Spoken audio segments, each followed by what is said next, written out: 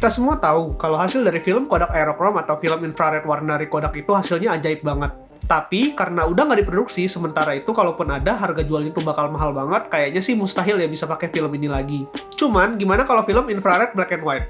Nah, film infrared BW ini sebenarnya masih bisa ditemuin kalau sekarang. Nah, di video kali ini gue bakal nunjukin gimana caranya untuk pakai film infrared black and white. Sekaligus apa aja opsi film yang bisa dipakai. Nah, video kali ini tuh sebenarnya udah lama banget gue shoot sekitar 1 tahun lalu waktu gue ke Bali.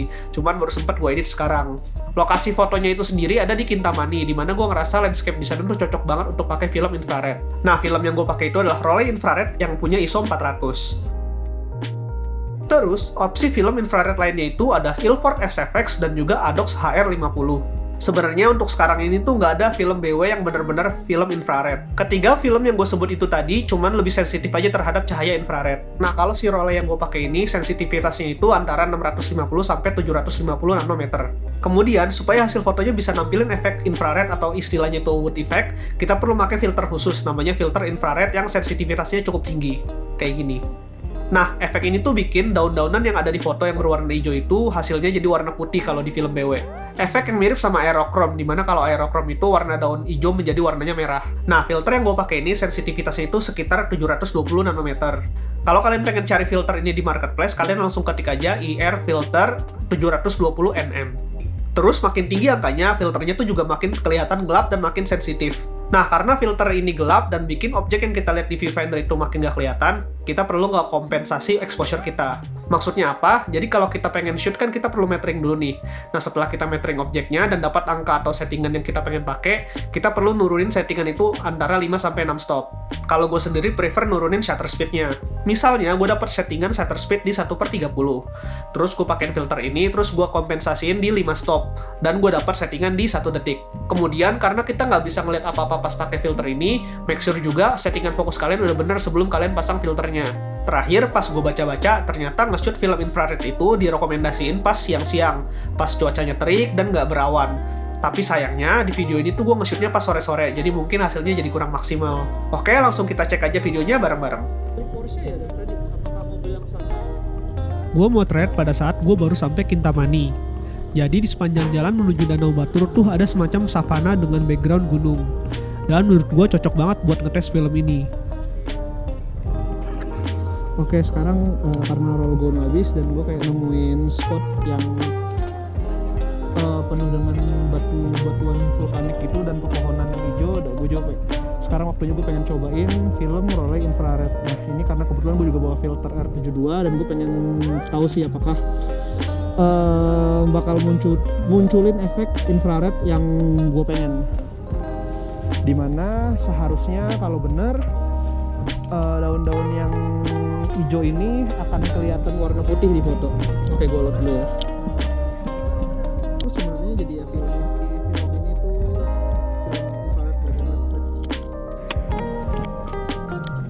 film ini harusnya gue rate di 400, cuman karena pakai R72 filter harusnya akan turun banget sampai 5-6 stop gitu. Jadi kita lihat ya.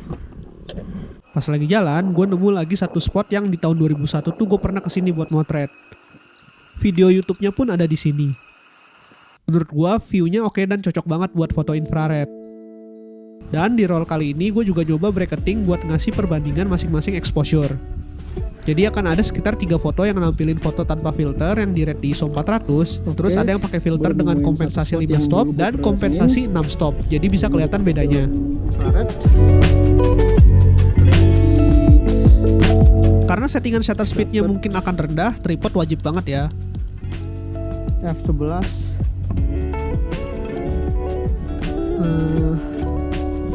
60 ini gue gak pakai filter dulu. Ini hasil yang normal tanpa filter. Agak gelap ya karena udah sore dan mataharinya pun agak ketutup gunung seinget gue. Oke, filter.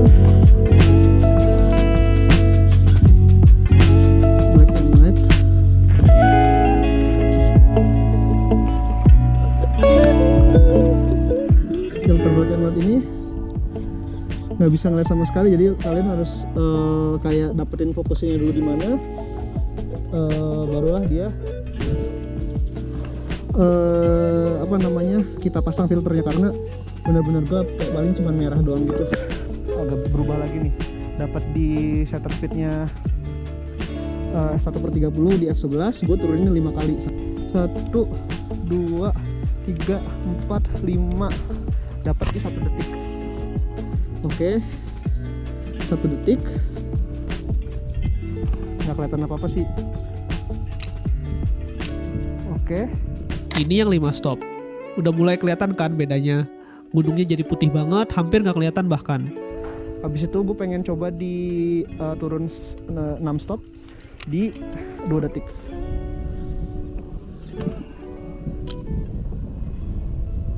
Dan ini yang 6 stop. Gue nggak tahu ini kenapa kayak setengah terang, setengah lebih gelap gitu. Oke, biar aman gue coba di setengah detik gimana. Dan gue juga sempat nyoba sih yang di 4 stop. Bagian foregroundnya atau rumahnya ini agak lebih gelap dan gue kurang suka. Oke. Oke, ini normal di 1/60 F11.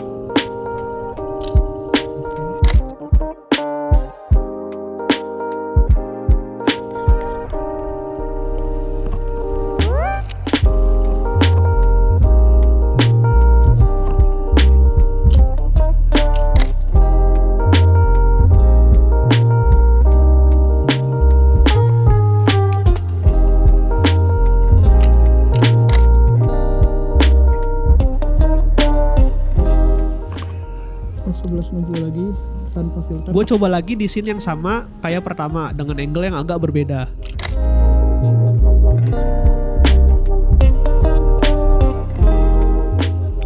Kita pakai filter dulu.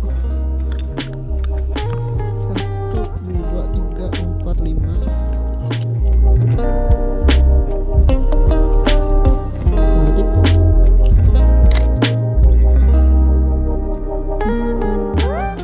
Sekarang coba di 1 detik.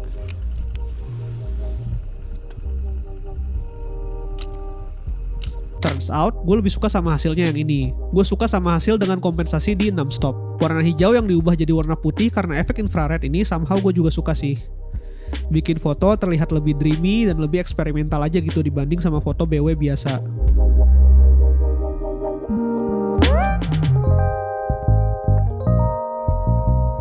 Oke.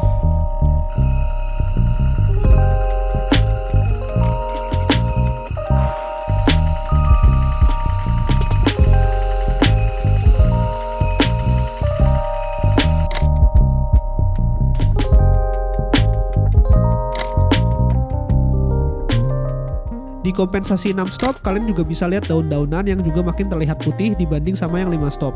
Kalau kalian shoot film ini dengan kompensasi 6 stop tanpa filter, kalian nggak akan bisa dapetin efek ini.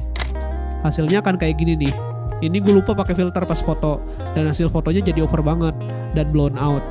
Detail fotonya hilang semua.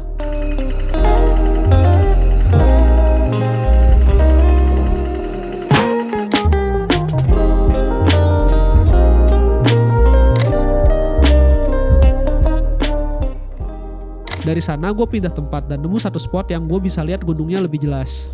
Oke, gue juga nemu salah satu spot baru nih di Gunung Batur dan banyak hijau-hijau, jadi gue rasa bakal oke banget sih kalau misalnya pakai infrared.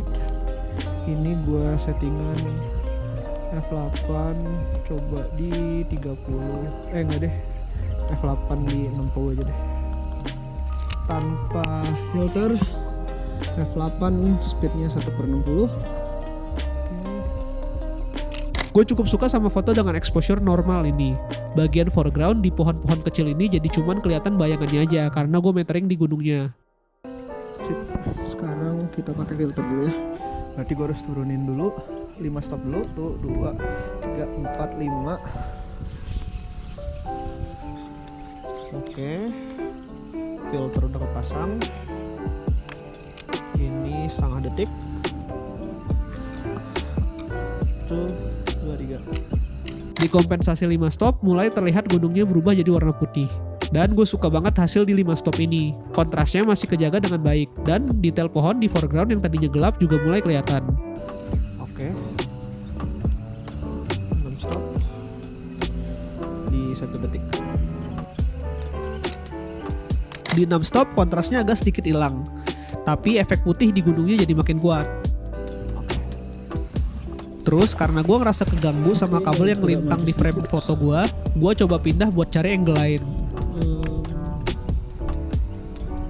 Lagi settingan yang sama, 60 f8 tanpa filter.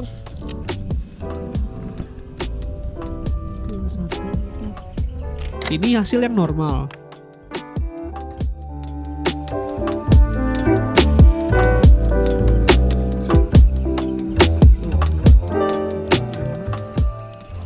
Detik lagi.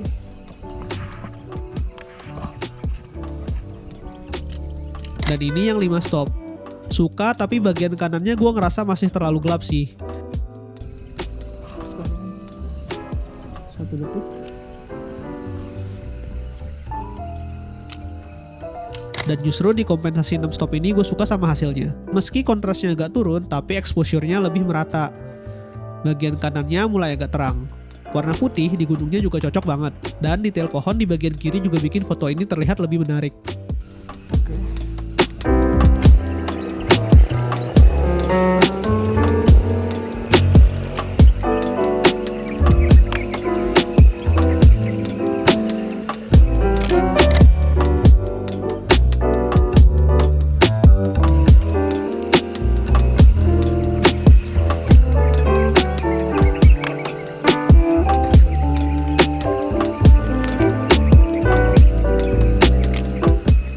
Di foto ini gue juga lebih suka di kompensasi yang 5 stop.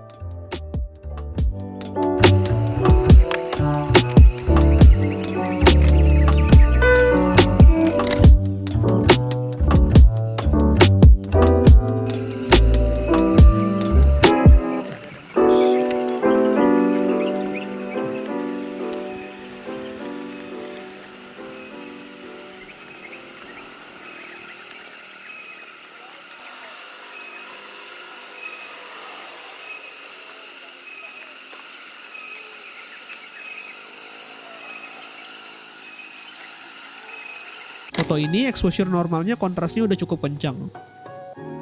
Dan di 5 stop banyak detail highlight di daun-daunnya justru saking putihnya jadi kayak pudar gitu.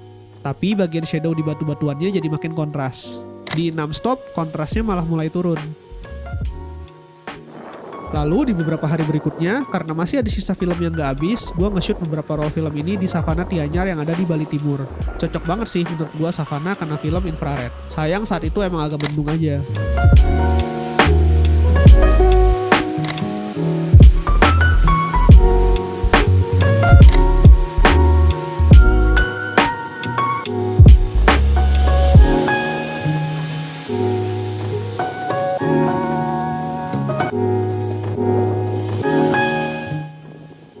Dan ini adalah foto terakhir. Kalian bisa lihat perubahan warna daun di foto dari yang abu-abu menuju putih dan ngasih efek yang beda banget kalau pakai filter.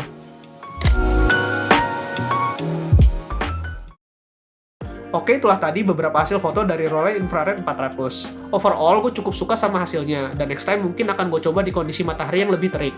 Nah, buat kalian yang pengen pakai film ini ada beberapa tips nih dari gue. Yang pertama, filter infrared itu penting banget dan jadi barang yang wajib. Make sure juga sensitivitasnya itu antara 720 nanometer sampai 780. Nah, kalau gue pakai itu 720. Terus yang kedua, tripod sama shutter release cable itu juga wajib. Karena dari settingan kalian tuh possible banget dapat shutter speed yang rendah. Yang ketiga, kalau belum yakin, buat pertama-tama kalian bisa coba sistem bracketing dulu kayak gue tadi.